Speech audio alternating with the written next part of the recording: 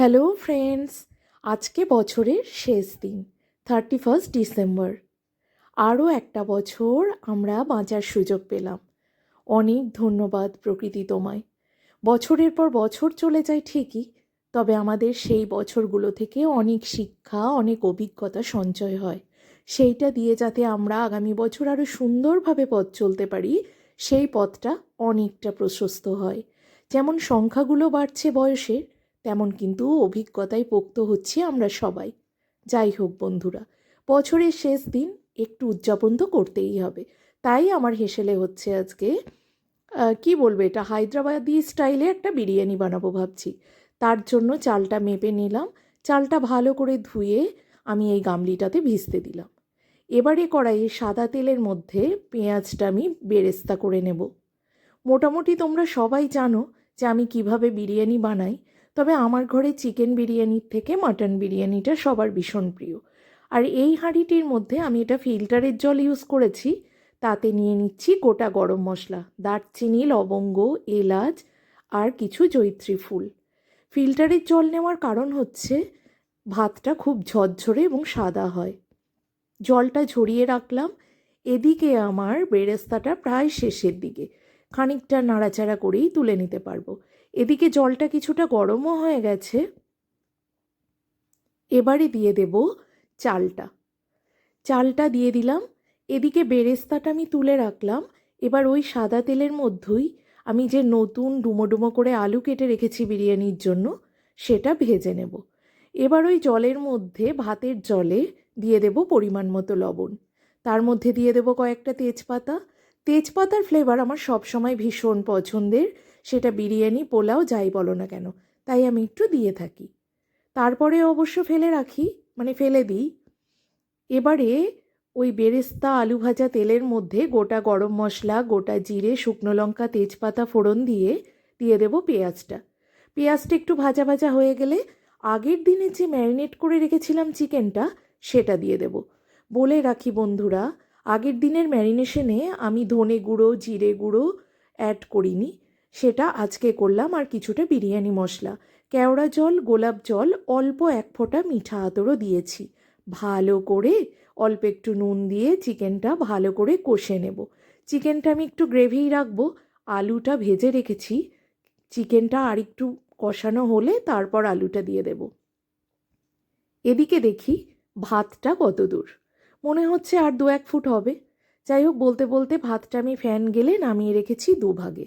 এদিকে ডিমটা আমি সিদ্ধ করে ভালো করে কাট লাগিয়ে নিয়েছি চারিদিকে। চলো চিকেনটার পরিস্থিতিটা দেখি। চিকেনটা থেকে ভালো মতো তেল ছেড়ে দিয়েছে। এবারে আমি আলুগুলো দিয়ে দেব।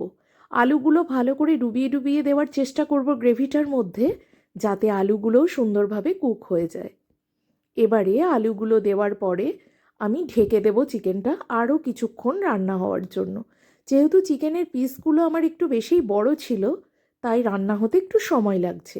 না হলে যেহেতু ম্যারিনেট করা ছিল আগের দিন থেকে, খুব ঝটপট হয়ে যেত। এবারে একটু দুধের মধ্যে নিয়ে নেব সমস্ত মশলাগুলো।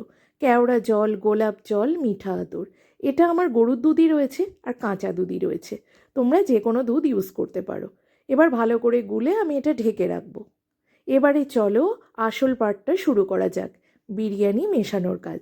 আমি আজকে এই হাঁড়িটির মধ্যেই বানাবো, তার জন্য হাঁড়ির মধ্যে যে ভাতটুকু অবশিষ্ট ছিল সেটা আর ঢালিনি। সেই ভাতের মধ্যেই এই যে সুন্দরভাবে চিকেনটা কষানো হয়ে গেছে, এই চিকেন আর আলু পরপর সাজিয়ে দেব। স্টেপ বাই স্টেপ সাজিয়ে নিই। এত গরম, তাও এত ঠান্ডা বলে না, দেখো আমি কিন্তু হাত দিয়ে কাজটা করার চেষ্টা করছি, তবে এত ঠান্ডার মধ্যেও হাতে একটু একটু গরম লাগছিল। আর এভাবে দিতে গিয়ে হাঁড়ির গায়ে একটু লেগে যাচ্ছিল। আমার আবার গ্যাসই বলো বা কোনো বাসন, রান্নার বাসনে বলো, গা দিয়ে গড়িয়ে গেলে জিনিসটা দেখতে ভালো লাগে না, তাই একটু পরিষ্কার পরিচ্ছন্ন করে নেওয়ার চেষ্টা করছি। এবারে ভালো করে পরপর স্টেপ বাই স্টেপ আমি সাজিয়ে নেব। চিকেন, আলু, একটু গ্রেভি দিয়ে নিলাম।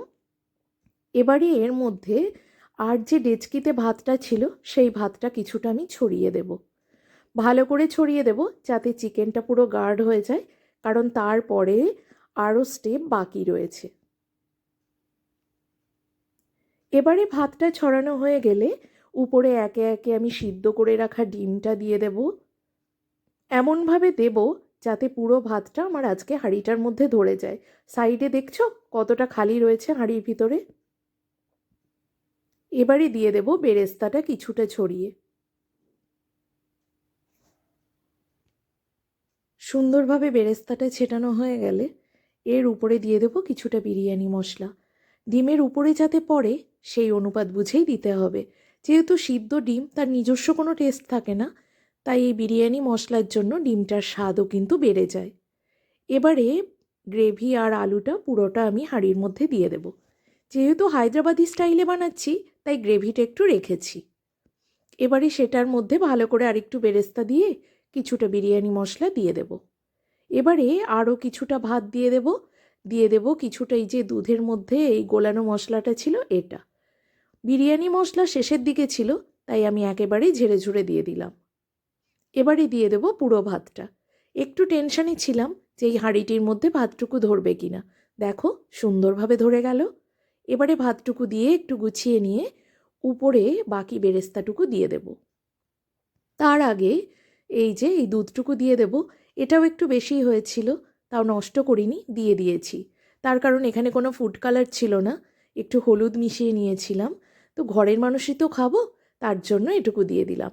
এবারে বেরেস্তাটুকু সাজিয়ে দিলাম। এর উপরে আরও কিছু জিনিস রয়েছে ডেকোরেশনের জন্য, যেটা দেখার এবং ঘ্রাণ দুটোরই সৌন্দর্য বাড়িয়ে দেয়। কিছুটা কাঁচা লঙ্কা আমি এইভাবে বিরিয়ানির উপর গুজে দেব, যাতে কাঁচা লঙ্কার স্মেলটা খুব ভালো আসে। আর তোমরা জানো আমি দেশি ঘি ব্যবহার করি, দিয়ে দিলাম অনেকটা পরিমাণে ঘি। এবারে গ্যাসের মধ্যে আমি একটা তাওয়া গরম করে তার মধ্যে বসিয়ে দেব বিরিয়ানির হাঁড়িটা। আজকে আর কোনো আটার প্রলেপ নয়, দিয়ে দেবো এই লোহার বেডটি এবং এই যে এই নোড়াটি। ব্যাস, কোনো হাওয়া পাস করবে না, অসুবিধা নেই। রেডি। এবার দমে বসানো থাক 35 থেকে 40 মিনিট। এটা হতে থাক। এবারে চলো খাওয়ার জন্য স্যালাডটা সাজিয়ে নিই। এখানে পেঁয়াজ, শসা, টমেটো সুন্দরভাবে স্লাইস করে কেটে নিয়ে উপরে বিট লবণ, গোলমরিচের গুঁড়ো আর পাতিলেবুর রস ছিটিয়ে নেব। নিয়ে নেবো কয়েকটা কাঁচা লঙ্কা। দেখো তো বন্ধুরা সুন্দরভাবে সাজানো হয়েছে কিনা। চলো এবারে নিয়ে আসি বিরিয়ানির হাঁড়িটি, দেখা যাক কেমন হয়েছে। ফাইনাল লুক দেখো, এই যে আজকের হায়দ্রাবাদি স্টাইলের দম বিরিয়ানি।